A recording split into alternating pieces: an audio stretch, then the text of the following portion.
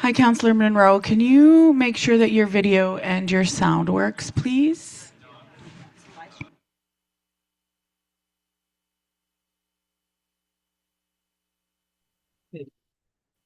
Hello, how are you? Hello?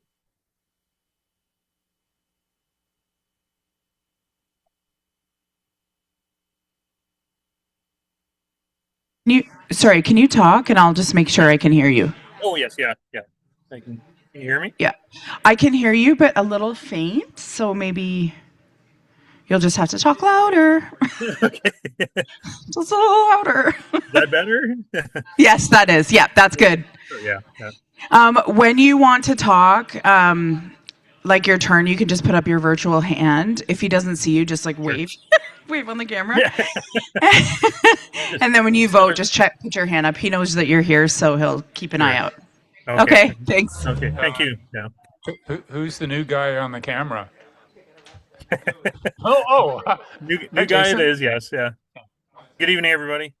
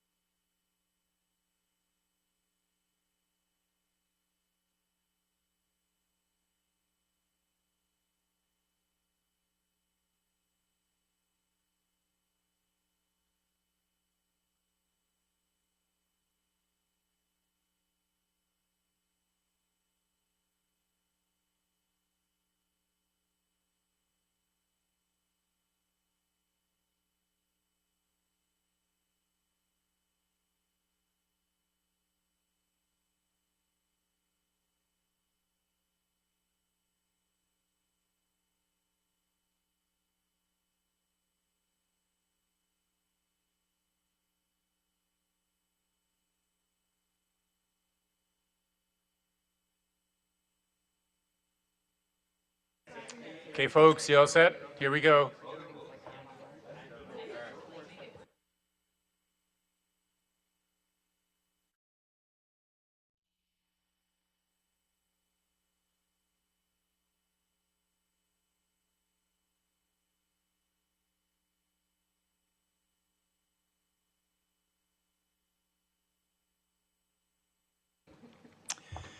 Good evening, everyone. I'd like to call to order the regular meeting of the Council of the Corporation of the Municipality of Kincardine at 5 p.m. on July 22nd, 2026 in the Council chambers at the Municipal Administration Centre. Roll call this evening. Somebody's echoing. Deputy Mayor Hinchberger. Present. Councillor Blackwell. Present. Councillor Kavanagh. Present. Councillor Monroe. Present. Councillor Prenger. Present. Councillor Steinoff Gray.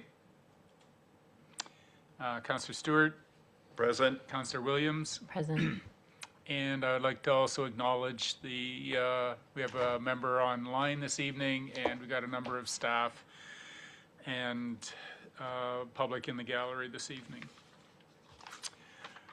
Right, I'd like to begin by acknowledging that we're meeting on the traditional lands and treaty territory of the Saugeen Ojibwe Nation, which includes the Chippewas of Nawash, unceded First Nation, and the Chippewas of Saugeen First Nation. And we recognize and deeply appreciate the contributions that Indigenous people have made in our community, and we are dedicated to learning and acknowledging Indigenous history and culture. And we might find from our strategic initiatives manager this evening the results of our blanket service from the other day too. A quick update on that. Okay. Before we begin tonight, I'd like to take a moment to do a couple of things. First off, to extend our thanks and appreciation to our interim CAO, Kim Wingrove.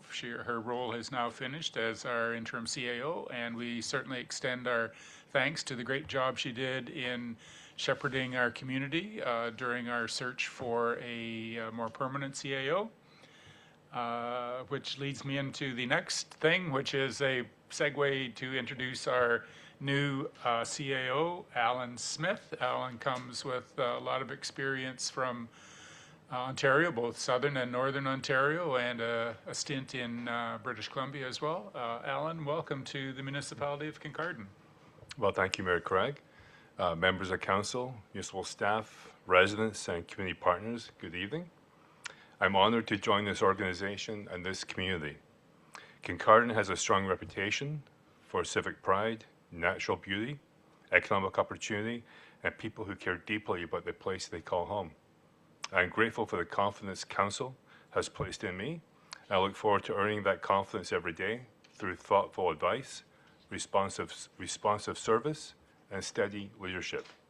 I also want to acknowledge the work of interim CAO Kim Wingrove, the senior leadership team, and staff across the organization for the professionalism and commitment they have provided through this transition. Municipal government is a team effort.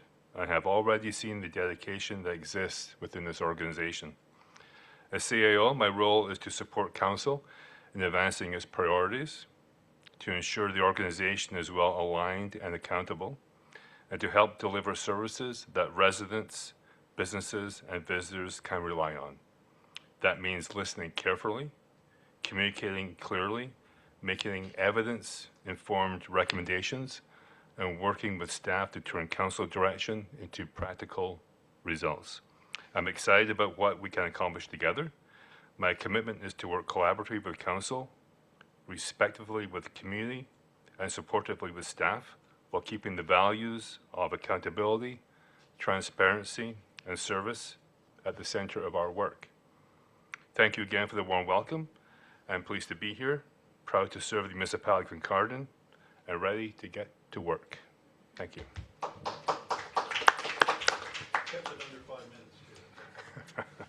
I had the little sheet that said 1 minute left, so. Welcome, Alan. We're glad that you're here. Do council members have any amendments, additions, or deletions to or from the agenda this evening? I'd like to remind you to disclose any pecuniary interest now or as it arises during the meeting and the general nature thereof. And we need a mover and second. Jason. Yeah, sorry, through you, Mayor. I'm declaring a pecuniary interest for sections 4.1 and 4.3 in the closed meeting due to our company and our partner company affiliate companies performing work at the Bruce Power and OPG site. Thank you for that. We will hear that interest again when we get into the closed session as well. But forewarned, thank you very much. Thank you. So we need a mover and seconder that the minutes of the council meeting held on July 8, 2026 be adopted as printed. Deputy Mayor and Councillor Kavanagh, any discussion? All in favor? That's carried. So we move into a public meeting at this point. This is a hearing under the Planning Act, and if anyone from the public is interested in this application or wishes to receive a notice of the decision, there is an email address at Bruce County, and we do have a decision sheet out on the entrance. Okay.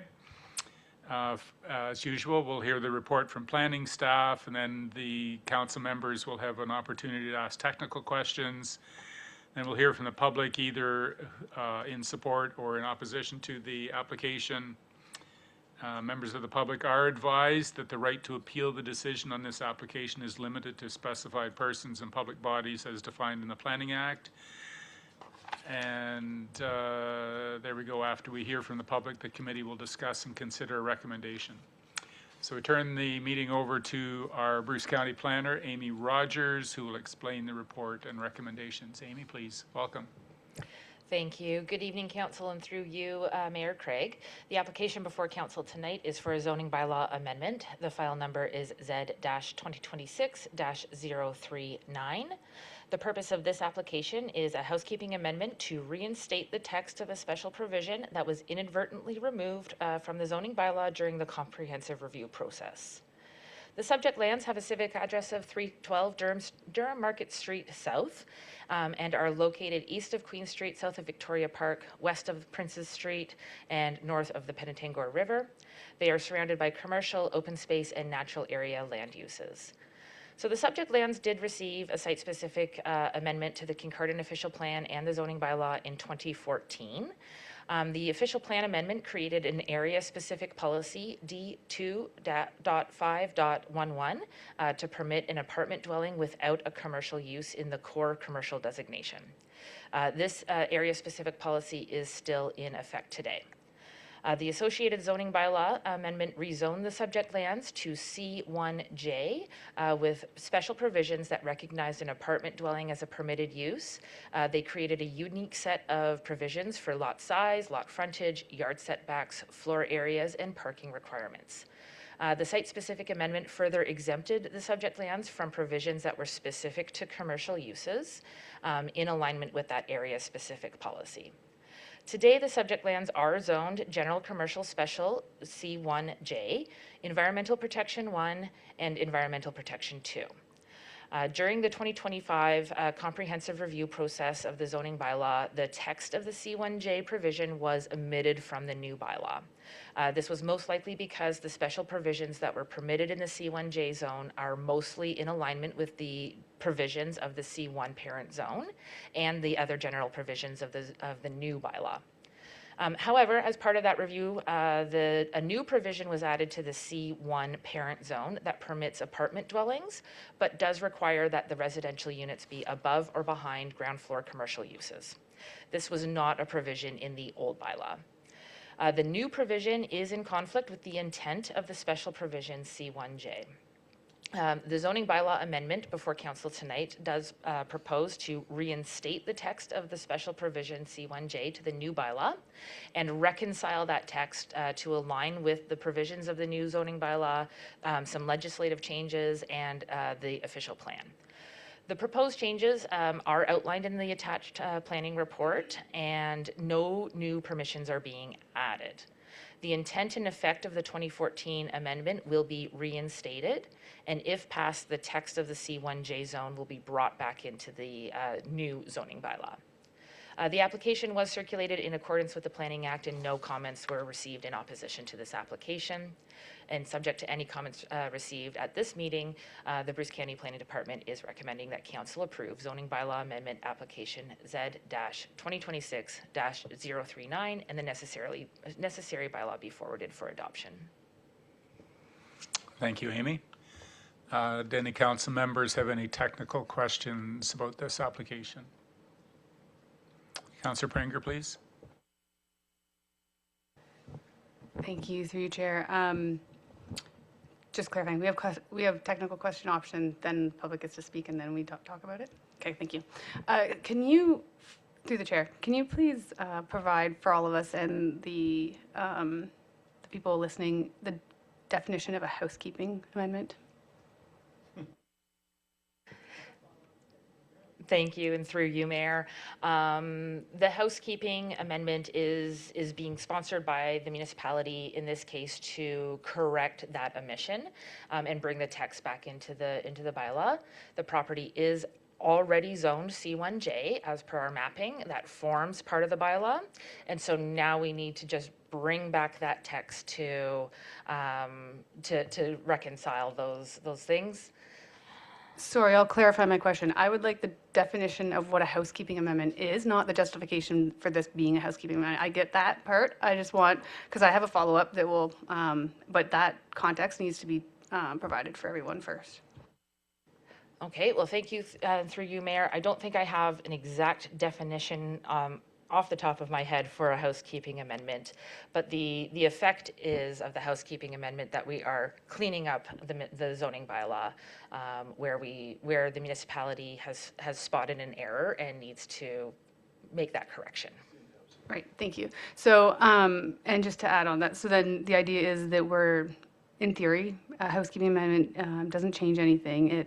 And the idea here is bringing back something that was accidentally left out because of the comprehensive update.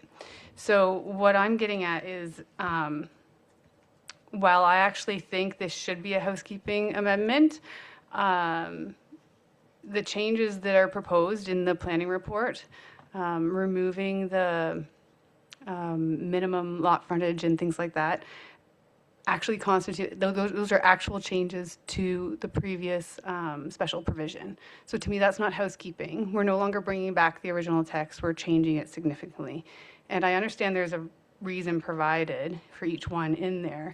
However, my argument is slightly different. Am I getting into the discussion part? So, okay. So I guess the technical question then would be if you could talk about, sorry, I'm just going back to my notes. So changes 1, 3, 4, 6, and 7, they're proposed to be removed, and they have reasons provided that they're more restrictive. In general, most of them say this, not all of them, that they're more restrictive than what the current would be. But my argument is that a special provision, when it's provided for, there's two reasons you'd have a special provision, right? So you do it either to allow something that's not normally permitted in that zone, or to restrict something from happening in that zone that normally could.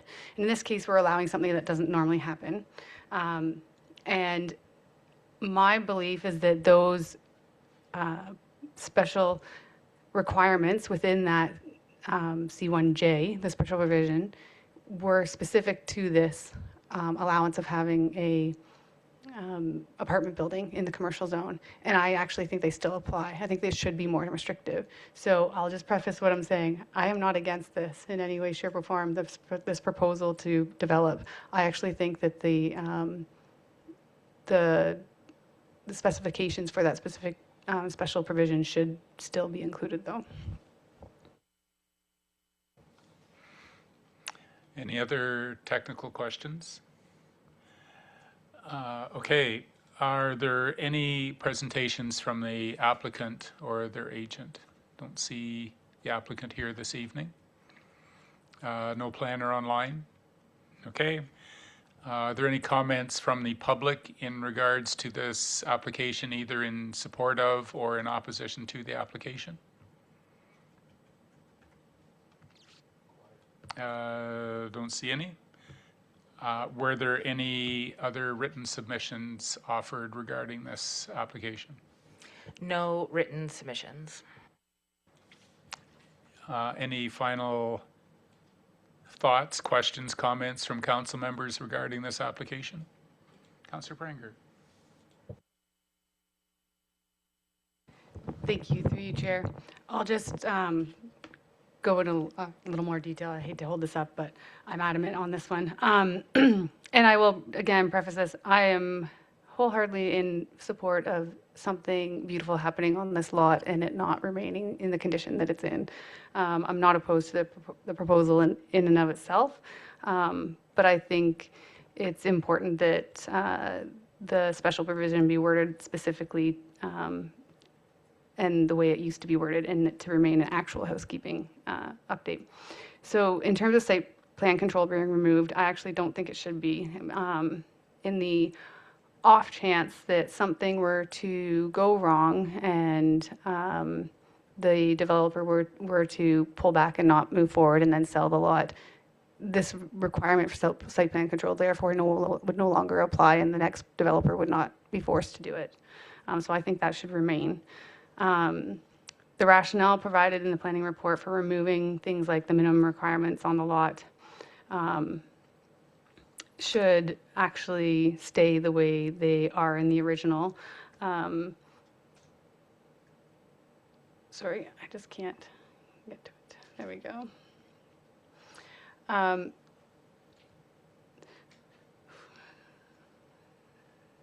So in my perspective, the restrictions that were applied originally were intentional. And in my guess, it's because the original restrictions align so closely with the lot characteristics as the lot currently exists. For example, the minimum lot area and the minimum lot frontage. In my eyes, those were put in there as requirements so that someone could not then, say, split up that lot and then be permitted 2 apartments because that lot's zoned that way with that special provision. So in my eyes, those were actually very intentional, including the maximum lot coverage. If you do the calculations, the maximum lot coverage required or allowed very closely aligns to what is zoned commercial and not EP. So it's actually with just like a few meter setback. So it's ensuring that you can't then say propose something that even though it's engineered properly can stick out over that slope, because I think that was the intent of that one. And as well, there are a couple considerations like this lot being within the let me just, again, intake protection zone, which is an area that is subject to the Local Drinking Water Source Protection Act. So I think the restrictions on this lot should remain to ensure that it doesn't impact anything like that as well. Amy, Dwayne, any comments in response to councillors' concerns regarding retention of those previous policies, those previous recommendations? Sure, and through you, Mayor, to Councillor Bringer, the site plan control is still in effect. It's superseded by our site plan control bylaw that we passed. So the property is still under site plan control. It's just not directed through the zoning bylaw anymore. It's under our municipal site plan control bylaw that drives that ship now. So yes, the property 100% is subject to site plan control. Okay, and then a couple of other things. The general intent with the zoning is that the parent zone being C1 is the driver of the zoning provisions. So if you had a property zone C1 and you needed a special provision, typically you would automatically assume the setback provisions under this parent C1 zone. In this case, that's how this was applied as well. It was taken the least restrictive C1 zones that apply, but I do see your concern and your point from a previous bylaw where they were addressing those provisional setbacks that were probably, I'm not sure, I'd have to check in the old the bylaw from 2014 against the former zoning bylaw, but I would probably have to compare those setbacks and what was outlined in the bylaw. Any other questions from councillors? Councillor Blackwell, you had one? Sorry, yes, thank you, through you. I guess one of my things is when I was comparing the previous bylaw and the current bylaw, a lot of what is being put into this bylaw is what's in the current bylaw, which if this didn't have the special provision would actually already be applied. And so how I was perceiving it was we've put something more restrictive onto a lot with the provision, and we're simply ensuring that it's aligned with all the other C1 designations. Is that accurate based on? Through you, that would be accurate. That's where that reconciliation of the special provision with the new zoning bylaw is taking effect.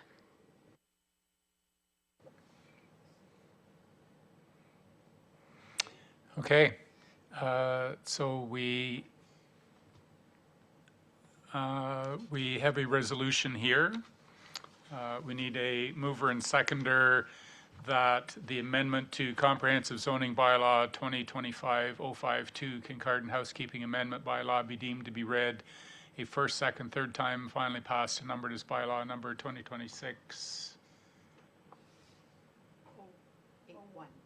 081, moved by Councillor Stewart, seconded by Councillor Williams. Any further discussion, final discussion?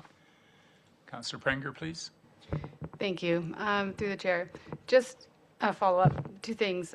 So if this had been missed during the comprehensive update, the special requirements of that provision would have been carried over as they were, correct? They would not have been changed this way?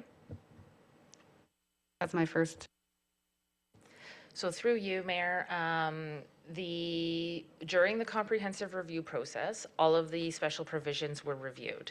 Some of the special provisions may have been amended where through legislative changes, those provisions no longer applied, or where it was more in keeping with the parent zone, they may have been eliminated altogether.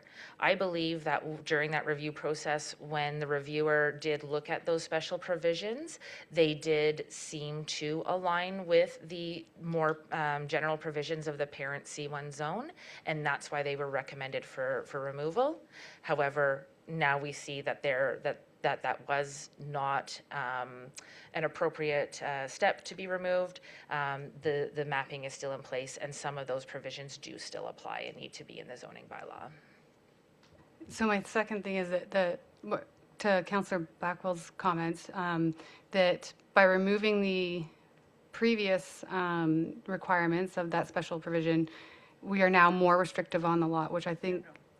We're less. They were more restrictive. They were more restrictive than now. Okay, sorry, I thought you were saying it was the other way around. I'm like, no, it's definitely the other way around. Okay, because my perspective was that was very intentional, and we are now losing the intent of those restrictions. And I strongly feel that is inappropriate, because the proposal could very well go ahead with these more restrictive requirements. They're very specific to this lot, and I think they're intentional, and I think we're making a mistake. So we have the motion on the floor that the bylaw be deemed to be read first, second, third time. All in favor of that? Anyone opposed? And that was carried. Second application this evening is for 932 Bruce Road 23. And Amy, once again, our Bruce County planner, has the floor to explain the report and recommendation. Thank you. And through you, Mayor, the application before council tonight is a zoning bylaw amendment for file number Z-2025-023. And the purpose of this application is for a zoning bylaw amendment, and if approved, this will facilitate the creation of a new surplus farm dwelling severance.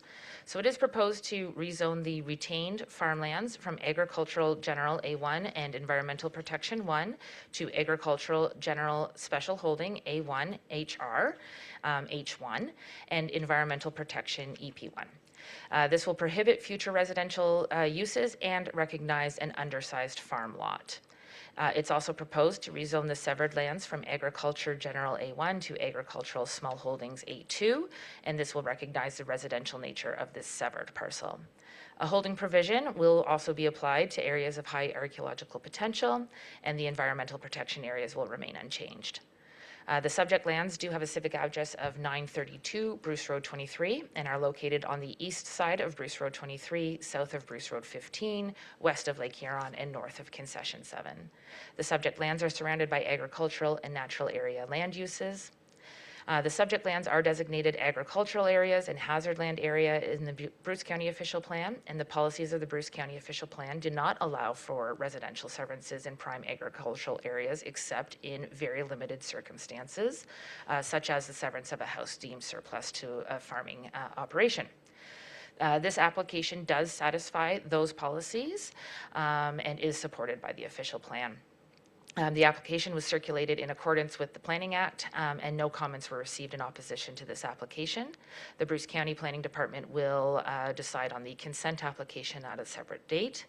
And subject to any comments received at this meeting, the Bruce County Planning Department is recommending that Council approve zoning bylaw amendment application Z-2025-023, and that the necessary bylaw be forwarded for adoption. Okay, thank you, Amy. Any technical questions from the council members? Councillor Stewart, please. Thank you, and through you, Chair. Amy, good presentation. This is a very small farm. This is only 50 acres. So who's the owner? Is that adjacent right to the property? Like, this is going to be added on to something fairly close? Because 50 acres is not really even a farm nowadays. Thank you, and through you, Mayor. The original lot did receive a severance many years ago, and it is recognized as a farm lot from today's zoning bylaw. We do permit small specialized farm lots that are approximately 50 hectares or 50 acres, sorry, that are, if they do meet some certain policies. Because this one is existing, though, it is permitted to have this severance. Yes, the new owners of the farm do live immediately adjacent to this property, but I do not believe that there's any plans to consolidate the farm properties. All right, is there any presentation from the applicant or agent? Any presentations from the public in support or in opposition to this application? You said there were no further written comments. Okay. Any further comments? Actually, we'll do this one a little different. We need a mover and seconder that the amendment to comprehensive zoning bylaw 2025-052 Evans bylaw be deemed to be read a first, second, third time, finally passed, numbered as bylaw number 2026-82. 082. Moved by Deputy Mayor and Councillor Stewart. Are there any questions regarding this application from council members? All in favor? And that is approved. Thank you very much, Amy, for your presentations tonight.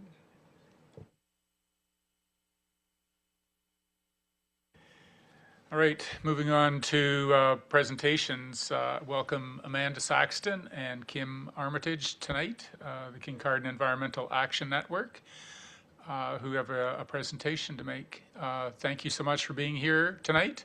We appreciate the work you do on these important issues for our municipality. So we have there was an extensive presentation that council received and reviewed individually, of course, and we know that there's a bottom line here, so I understand the presenters are moving to the bottom line. So yeah. No, we knew we wouldn't. So we gave you the information, and now we'll give you an overview. So good evening, Mayor and members of Council. Thank you for having us here this evening. With 49 kilometers of Lake Huron shoreline and a location at the heart of Bruce County's clean energy hub, environmental stewardship is practically in our DNA. But right now there's a gap between our high-level green ambitions and our day-to-day operations. Over the past couple of years, Keen members have spent several weekends helping event organizers with waste diversion at community events. We've spent a surprising amount of time pointing people to the other bin. Someone holding a pop can might find a recycling bin, but then no garbage. Or far more often, be surrounded by garbage cans with no recycling bin anywhere in sight. People quickly give up in that situation and toss the recyclables in the trash. So we actually started joking that waste sorting had become a bit of a scavenger hunt at times. That's why empty pop cans cans end up in municipal planters. I don't know if you saw that social media post, but people want to do the right thing. They don't want to throw the can in the trash, but they aren't willing to hold on to it forever either. So it's nobody's fault, but it has taught us something really vital. Kincardine doesn't really have a recycling problem. We have an infrastructure consistency problem. When the system is consistent and convenient, people almost always make the right choice. So before we dive deeper, though, we want to give a big shout out to the Tourism and Strategic Initiatives team. They've taken impressive initiative by building a mobile green station that combines portable bike racks, recycling station, 18-liter pump water jugs, which actually eliminated most bottled water at the Canada Day event this year. So that was a big win for them. They've also launched a social media campaign encouraging locals and tourists to attend events responsibly by carpooling, using active transportation, and bringing their own water bottles, serviceware, all of those things. So that's genuine leadership coming from them, and it proves that Kincardine can do this. However, a few isolated pilot wins aren't enough anymore. Our current special events policy treats recycling as a voluntary suggestion with zero defined expectations. We need an overall mindset shift, moving away from looking at sustainability as a nice to have, volunteer effort, and turning it into standard operating procedure. Moving from voluntary guidelines to clear policy is projected to nearly triple public waste diversion rate over 3 years. So it could jump from 30% to 90% with some strategic policies in place. Staying on autopilot sends single-use plastics from municipal offices and parks and events straight to our landfill, burning taxpayer dollars on avoidable tipping fees. Meanwhile, neighboring communities like Bayfield are setting the standard for sustainability. The solution isn't making everyone's job harder. It's about establishing a structured two-pronged blueprint. So first, municipal workspace operations, internally practices like locally purchasing, energy conservation, paperless workflows, and replacing individual desk trash bins with central sorting hubs will drive efficiency and also model good stewardship. Start with staff first and move out into the community. Second, municipal events, both municipality organized or hosted on municipal property. So things like standardized water refill and waste diversion stations, reusable serviceware, and consistent reporting can streamline operations and align Kincardine with global frameworks like the UN-backed Race to Zero. We know our local community organizations and event hosts need practical support to make this shift work. That's why Keen is currently partnering with Lori's team to build a dedicated presentation and guide for local event organizers. This resource will break down sustainable event hosting into a practical good, better, best framework and give organizers tangible step-by-step strategies that they can implement gradually over time. So where do we go from here then? We believe the first step is understanding where we are today, where the opportunities are, and what tools the staff will need. Communities across Ontario, from Bayfield, Port Hope, Burlington, and several others, have shown that strong policy can reduce waste, improve efficiency, lower long-term costs, and create a better experience for residents, volunteers, vendors, and visitors. We too can become leaders in this area. So to keep the ball rolling, we really need data, is what we're saying, right? We don't have a whole lot of data, and this is why you'll see the motion here. We're asking council to put a motion to staff to put together a comprehensive report on environmental practices currently and establish an operational baseline. That'll outline what the mobile assets are, what capital costs are needed for further budgets. At the end of the day, I think everybody in this room, we all agree that the environment is important, and this is some of the things we should be doing. It's about operational efficiency, saving taxpayer dollars, and of course protecting our little beautiful corner of the world that we all love. Tourism has proven that Kincardine has an appetite for green initiatives. Now it's up to council to shift that mindset and lead by example. So thanks for your time, and we'd love to take any questions. Thank you so much for that presentation. As per the procedural guidelines, we can offer questions to clarify, or we can refer this to staff for further opportunity to guide council in making some decisions or incorporating it into the budget process. So, Councillor Blackwell, please. Thank you, through you. Thanks so much, Keen, for all that you guys have done over the past couple of years. It's been really noticeable. I think it's been really wonderful. I know there was lots of help around communicating about the new Blue Bin program. And I do also want to recognize our staff for events. We've had bike valets at every event, which is wonderful to see. We've had a lot of other things that we've been doing. I also notice in the agenda that there's 2 applications out right now for a quench buggy, which could be really beneficial to what you're suggesting. One of the things I'd like to do actually is refer this to staff, not directly with the motions as written, but one of the things that I think would be really beneficial to hear from staff is how their experiences has been over the past year implementing some of these initiatives and where they've seen the gaps, and that can be a learning moment for us to evaluate how we might be able to support other groups as well and better support our own staff team. So I think there is some benefit from that, and I think there's an opportunity to continue moving forward.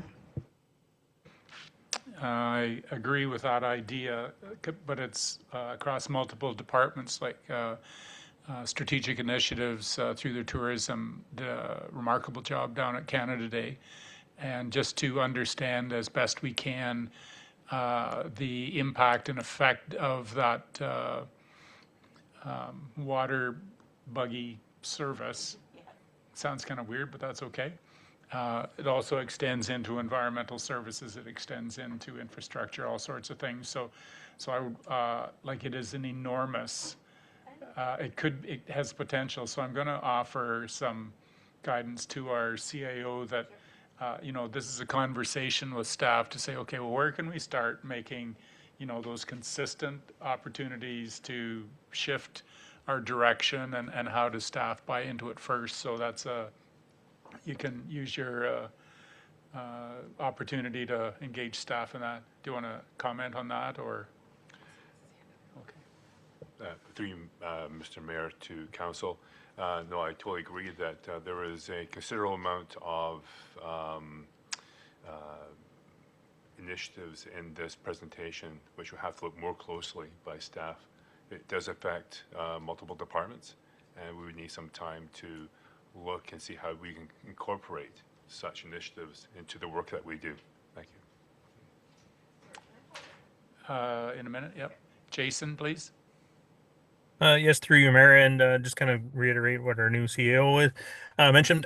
Just any potential changes, I guess, it's just kind of bear in mind how it could potentially impact different departments, but as well as maybe our business community, if it comes to events, and they might need time to prepare for any changes that may come up. So it's, but definitely support the initiatives. Thank you. Deputy Mayor, please. Thank you, through you, Chair, and thanks for coming tonight.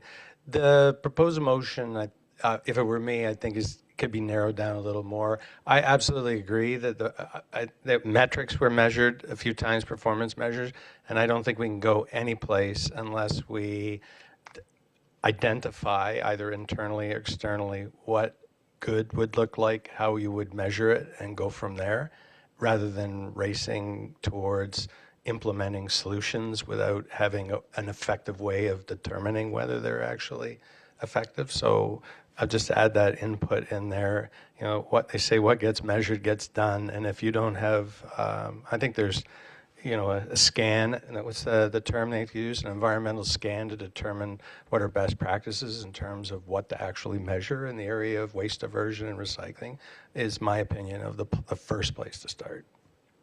Councillor Williams, please. Thank you, through you, and thank you for the presentation. Not to continue to add on to the starting point, but I would even perhaps step a little step back from Deputy Mayor Hinchberger to have a better understanding of, like, what is the problem and where are the main problems, and then to be able to take that to identify what the potential solutions might be to address them, so that we can perhaps start, at least have a list that at least starts kind of a little bit focused, and then kind of look at what the other opportunities are. I'm sorry, I didn't quite understand that question there. It it wasn't a question. It was more just a comment that if we are going to start looking at what the opportunities are, what the best practices are, to have a better understanding, perhaps to your first resolution recommendation around what is the problem and where are the main problems that need to be addressed. What's the need that we're addressing? Councillor Stewart, please. Thank you, and through you, Chair. I read all 46 pages. Excellent report. There's lots of things that we can help and do as a community. One of the things, I believe we've already talked about this, but I've never been able to get our staff to do it, but I think it's very important to do the matrix right now. I mean, there's no reason why we can't take a garbage truck and audit it. We keep talking about it, but nobody wants to do it. Now, what I've seen visually, I was around Monday looking around my neighborhood, and it was amazing how much recycling and very little garbage was put on the curb. So recycling's becoming more important. I'm finding I only need to put a garbage out about once every 6 weeks, but recycling almost every week if I could. But I think it's a great thing to do. We take a truck every so often, we rip it apart, and really see what our community is doing, because that could have a huge impact on us environmentally and financially. So that's what I'd be proposing. Maybe when we come to actually send it back to the staff, I could make a motion that, and we finally can get that done. Thank you. Councillor Blackwell, please. Thank you, through you. I think I want to clarify a little bit what I was intending to say at the very beginning, because it's kind of spiraled out of control. What I had been speaking out specifically was the focus on sustainable event planning, and what I was hoping for was simply for staff to share their experience of incorporating these new sustainable practices and report out on that. So right now they're working with Keen to develop a guide for other events, but I think it would also be really helpful for us to know what their experiences was before we're perhaps helping and supporting other events to become more sustainable. Like, we need to know a little bit about where the pinch points are so that we're not imposing things on businesses or event organizers that we aren't also able to support. So that I wasn't kind of saying like do everything in the 47-page presentation as much as I would love to. It was a very small request, I think. So just to kind of shrink that back down into something feasible. Judicious implementation. Councillor Prenger? Thank you, through you, Chair. Thank you for coming and for your presentation. I'd just like to note that there were some great examples of best practices included in that report that they put together. So if someone wanted to look at those, I'm sure there's more out there. Some great examples in there. And I did notice there was a big focus on the special event thing, as well as say like office improvements. However, sorry, Councillor Blackwell, but like I'd like to see a more holistic look at our municipalities' practices and what we're doing across the board, even though I know that's a huge endeavor. So you might have to take it one chunk at a time, but have an overall plan that we look at everything eventually, kind of thing. Because I do like the garbage auditing idea. I do like the opportunities to implement more initiatives across the municipality, and not just because like some of the examples where we have made some progress at our special events and we could do better, like those are great things we're doing, but we could expand that and have even more benefits. But yeah, it's a great place to start. And I'd just like to note that our it's not an official policy, but our manager of parks actually does a non-spray approach to our parks and stuff. So I really appreciate that. It was one of the initiatives when I first came in that if we weren't acting that way, I was going to propose that at one point. So I'd like to see that maybe made official for our municipality at some point. Stuff like that. I'd like to see more than just one or two environmental initiatives move forward when we have the time and capacity. Kim, Amanda, thanks very much for being here. Thank you.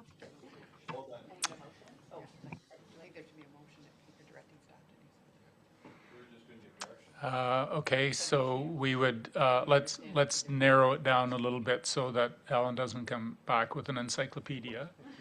Do you want to craft one in your head? Oh God, I'll try and craft it out loud as I go.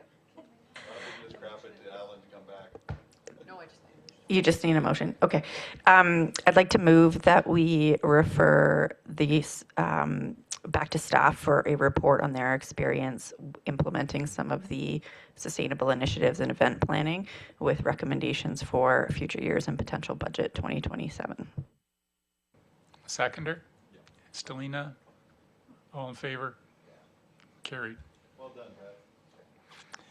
So we move on to staff reports. We have a holding removal bylaw for 728 North Line. We need a mover and seconder that council of the municipality of Kincardine pass a bylaw for the removal of the holding H1 provision from 728 North Line, Part 1 of Plan 3R 10986, Municipality of Kincardine. Moved by councillors Stewart and Prenger. Is there any discussion? All in favor? That's carried. We need a mover and seconder that the council of the municipality of Kincardine pass a road dedication bylaw for Part 4, Plan 3R 10592, which is part of Adelaide Street. That the council of the municipality pass a bylaw to enter into a road access agreement over the lands known as Parts 1 and 3, Plans 3R 10592, which is a part of Adelaide Street, Plan 61. With the owners of 310 Adelaide Street, known as Lot 23 to 28 Adelaide West, and further that the mayor and clerk be authorized to execute any documents on behalf of the municipality. Moved by councillors Deputy Mayor Inchberger and Councillor Blackwell. Is there any discussion? Councillor Stewart, please. Thank you, and just a quick comment and everything. Thank you very much for the planning staff and everything else, and Adam and everything for cleaning this up. This was one of these things that sort of developed down in Emer Huron once in a while, so well done, guys. All in favor? That's carried. Davidson Center Arena Floor Grant Application. We need a mover and seconder that council approves a submission to the Build Communities Strong Fund for the proposed Davidson Center Ice Floor Replacement Project. Moved by councillors Kavanagh and Prenger. Any discussion? All in favor? That's carried. And we need a mover and seconder that council approves the charitable donations policy. Moved by councillors Stewart and Blackwell. Any discussion? All in favor? That's carried. Community Improvement Plan 2026 application and funding allocation intake 2. We need a mover and seconder that council receive report Economic Development 2026-05 and approve a community improvement plan grant in the amount of $11,302.26 to JB's Lingerie under the Building Improvement Structural Program for the installation of a new high-efficiency HVAC system at 787 Queen Street, Kincardine. Moved by councillors Prenger and Kavanagh. Is there any discussion? Councillor Blackwell, please. Thank you. Through you, I'm just excited to support this program again. Just a question for our economic development officer. Do we have, like, this was round 2. This is the only application I'm assuming we got in round 2. By my very poor math, we're about 20,000 remaining in the fund. So are we able to perhaps carry that forward? Are we planning on a third intake? Okay, that's the head nods are all I need to know. Answer that question out loud so that folks listening will hear too. Through you. So, Councillor Blackwell, your math is actually quite good. If funding tonight is allocated to the JB's project, for intake 3, which will be closing on August 28th, we still have exactly $26,198 left to allocate for projects for this year. I can also provide you an update. I have been meeting with other businesses and interested parties for the final intake, and hopefully we'll be being able to allocate all funds remaining for this year. Councillor Prenger, please. Thank you, through you, Mayor. I just wanted to say I'm glad to see this program being utilized for a great project, and that I'm happy to see that JB's was able to find a project that fit the scope of the program so that they could reapply and get this. I also would like to add to council, we are also joined with the owner and operator of JB's Lingerie, Justine. So if you have any specific questions for her, she can also be more than happy to answer these questions for you as well. All in favor of the motion? No, that's carried. That's good. Thank you. Moving on. No. We'd like to move on. We have a notice of motion here prior to the meeting. It's moved by Councillor Blackwell and seconded by Mayor Craig. Whereas Kincardine Wastewater Treatment Plant is currently addressing two significant operational issues, which are sludge accumulation and insufficient dissolved oxygen levels within the aeration pond. Whereas the dissolved oxygen deficiency has contributed to operational challenges and odor impacts in the surrounding area, requiring ongoing operational adjustments and technical investigation. Whereas Council is committed to maintaining public trust through transparent governance, effective oversight, and timely communications with the community. Whereas Council recognizes the significant work being undertaken by staff and technical consultants to investigate the causes of the dissolved oxygen deficiency and implement appropriate corrective actions. And whereas the work to resolve these issues is expected to continue beyond the current term of Council and into the next Council following the 2026 municipal election.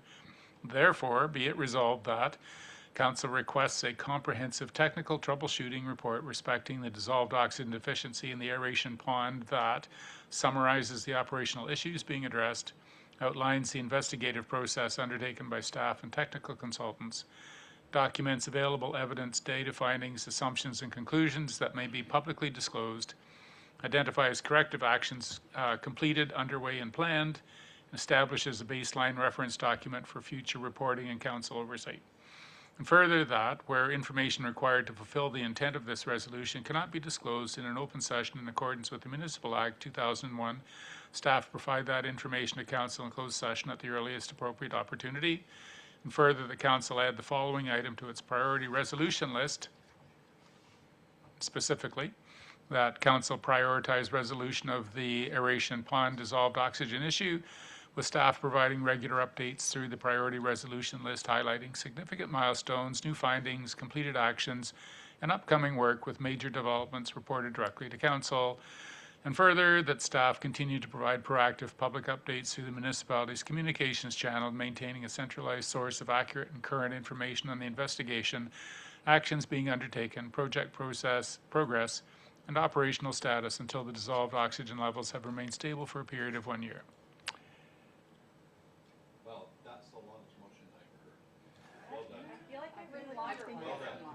I'll second that. So the Councillor Blackwell, please. Thank you, through you. Yeah, unfortunately, no one's ever accused me of being concise. So the intention of this motion is to really support the great work that's going on by our staff to continuously try to address this. I know that they're putting in a ton of work. They have, held a Municipal Matters event, and it's just really to make sure that we can all have confidence in what they're doing, and ensure that, especially going into the new council, that they also have the information and know where to find it. And so there's only one piece that I would actually like to adjust in this motion, and that's the second whereas section where it says the dissolved oxygen deficiency has contributed. I'm going to amend my own to say may be contributing, only because I don't have the technical knowledge to know that that's correct or not. I know that we're still investigating. Aside from that, I think that it's really about encouraging and supporting the staff and making sure that everybody in the community is able to have the information that they feel they need in order to just to have faith and support for this project moving forward, because it has been quite disruptive, unfortunately. Further comment? Councillor Williams, please. Thank you, through you. Perhaps just a question for clarification. I think I know the answer, but just to confirm that when we talk about work being undertaken through this resolution, it would be work done in-house by staff. Yes, it is that is the intent. Yep. All in favor of the motion? Anyone opposed? That's carried. Consideration of bylaws. We have need a mover and seconder that the Alan Smith CAO appointment bylaw be deemed to be read a first, second, third time. Finally numbered, past numbered as 083. Deputy Mayor and Councillor Kavanagh, all in favor? Joint Compliance Audit Committee appointment. We need a mover and seconder that the Joint Compliance Audit Committee appointment 2026 bylaw be deemed to be read a first, second, third time, finally passed and numbered as bylaw 2026-084. Councillor Blackwell and Prenger, any discussion? This had come to council before and there was an amendment to the list of appointees, yeah. All in favor? Anyone opposed? Okay.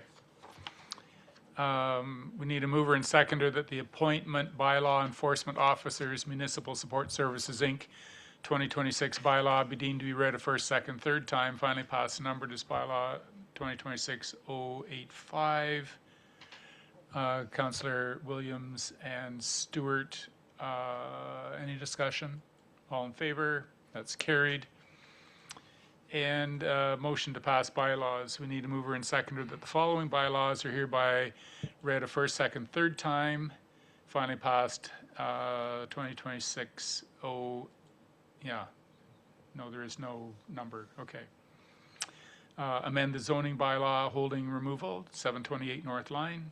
Road dedication, Part 4, Plan 3R 10592 Adelaide Street bylaw. Road use agreement, 310 Adelaide Street bylaw. Charitable donations policy bylaw. All in favor? Oh, do we have a mover and seconder? Councillors Stewart and Kavanagh, all in favor? That's carried. Consent agenda items are considered routine and are enacted in one motion, unless, of course, a councillor would like to withdraw a item for consideration either tonight or at a subsequent meeting. You moving or withdrawing? Are there any items councillors would like to address? Deputy Mayor, please. Thank you. Through you, Chair. I'd like to highlight a couple of things that stood out for me from 3 of the Q2 2026 department reports. Infrastructure and development, building permits, 112 permits through the end of June of $22 million in value, which looks like it's the first time in a couple of years where we've outstripped the prior year, which I think is a good thing. Community services, I think the list of completed and in progress projects that are in parks and facilities is damn impressive. Keep up the good work, thanks.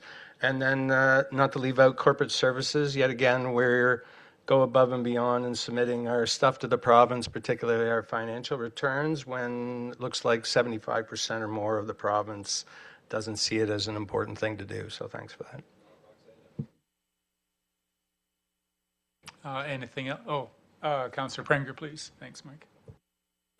Thank you, through the chair. I just wanted to ask a question about 8.1 Alpha Echo, the infrastructure and development quarterly report. It says in it that the new zebra line for the water plant raw intake is supposed to commence the end of July. I was just wondering if that will have any impact on consumers or anything while that's occurring. Like, is there anything we all need to know about? I do not believe that our Director of Infrastructure is on.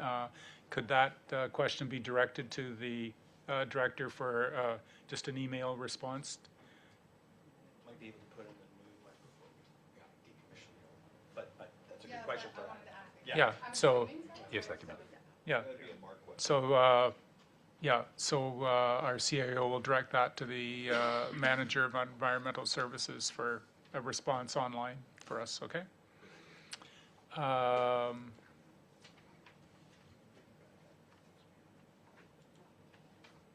Zebra line installation, yeah. Councillor Blackwell, please.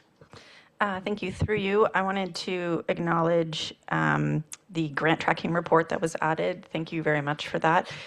It's nice to see that we're applying for grants and receiving some of them. That's always exciting. I also wanted to briefly mention 8.1 CC, the Community Foundation Grey Bruce letter. I no longer have a conflict of interest on this issue, so I'm very happy to be able to point out the return on investment that we get from that program. We haven't invested any funds there in the past couple of years for a budget, but it's a sustainable way to continue investing in the charitable sector without necessarily having to increase our budget line every year. So anyways, I would just recommend that that be explored as a potential budget item next go around.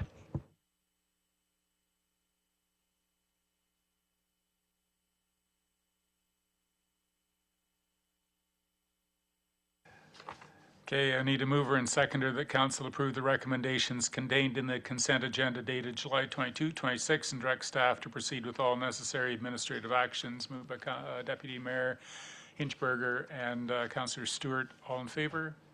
And that's carried. General announcements. Councillor Stewart, please. Thank you very much. Just wanted to, we had a wonderful opening today, and Councillor Kavanaugh and the mayor and myself were at a Counseling Bruce County, the opening, and highly recommend it. Absolutely just did a great job, and it's really is important to have counseling in our community. They also have an office in Port Algon, so it was a pleasure being there and cutting the ribbon and everything, so highly recommend it. And I don't really want to steal it, but my fellow councillor and I were at a meeting on Thursday with Saugeen Valley Conservation, and you'll be getting a report there, Mr. Smith, that we have proposed a budget for 27 of only 2.6% increase. So, you know, we really did the best we could. Even with the CPA is about 3.2, we cut it down to 2.5. Thank you. Councillor Pranger? No announcements. Councillor Blackwell? Thank you. Through you, I'm not sure I'm going to get this right. The tourism survey is still open, and so folks, I would really encourage them to submit that. I think it's also really important to recognize all the amazing things that tourism have been doing this year, including I had the benefit of picking up a coloring book that was made by one of our summer staff that features all sorts of municipality, across the municipality, including Tiverton and Inverhuron, different scenes and all those kind of things. So it's really exciting to see what's going on down there this year. Councillor Monroe, any announcements? Yeah, I guess Saugeen First Nations powwow is coming up on August 8th and 9th, and it's open for everybody to attend. There's certain protocol that goes along with that, but you can ask anybody there, and they'll be more than willing to help you out on that end, as well as Nawash is following the weekend after as well. Thank you. Councillor Williams, please. No announcements. Councillor Kavanaugh. No announcements tonight, thank you. Deputy Mayor Hinchberger. Thank you to your chair. If my math is correct, we're 30 days from the end of the nomination period right now, and we still have a number of holes within the municipality in terms of candidates. I know I've had a few people who have approached me about what it entails and how to go about it. So I'd just like to put out a plug to the public to you know, come forward and put your name in. Thanks.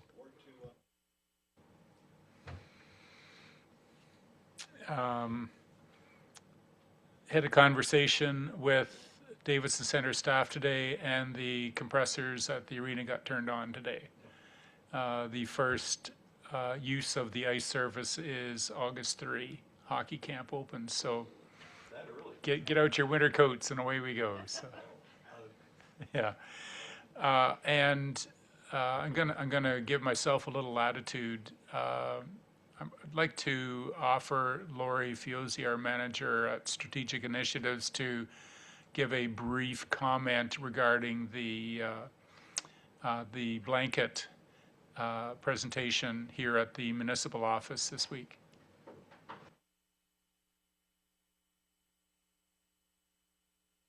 Through you, Mayor Craig, thank you for that opportunity. We hosted a blanket workshop yesterday. It was here in council chambers. And it really is an experiential workshop to understand the history of the land from the First Nations perspective. What was added this time was the local perspective, and it focused on Saugeen First Nation. We had Notelka Puken. She facilitated the workshop. She had her family help with it. It was very powerful, understanding the history from Canada, but as well as related to Saugeen First Nation. And so we had a full house, full council chambers, And one of the things that we did talk about as one of the future actions is figuring out a policy and practice around smudging within council chambers. So stay tuned. Thanks, Laurie. Opportunity for the CAO. You've been here for 2 days. What would you like to announce? No announcements. Thank you. Demonstration of wisdom right there. So there we go. All right, we need a mover and seconder to the council move into closed session pursuant to section 239 of the Municipal Act as amended for the purpose of considering the closed session minutes dated July 8, 2026. A position, plan, procedure, criteria, or instruction to be applied to any negotiations carried on or to be carried on by or on behalf of the municipality or local board, specifically CNSC information note authorities having jurisdiction. Personal matters about an identifiable individual, including municipal or local board employees, Bruce C. Community and Growth Readiness Project Manager. Advice that's subject to a solicitor-client privilege, including communications necessary for that purpose, specifically legal opinion regarding nuclear strategy. Advice that is subject to solicitor-client privilege, including communications necessary for that purpose, specifically Blue Water Trailer Park. And further, the council return to regular open meeting upon completion. Moved by councillors Prenger and Blackwell. All in favor? And that's carried.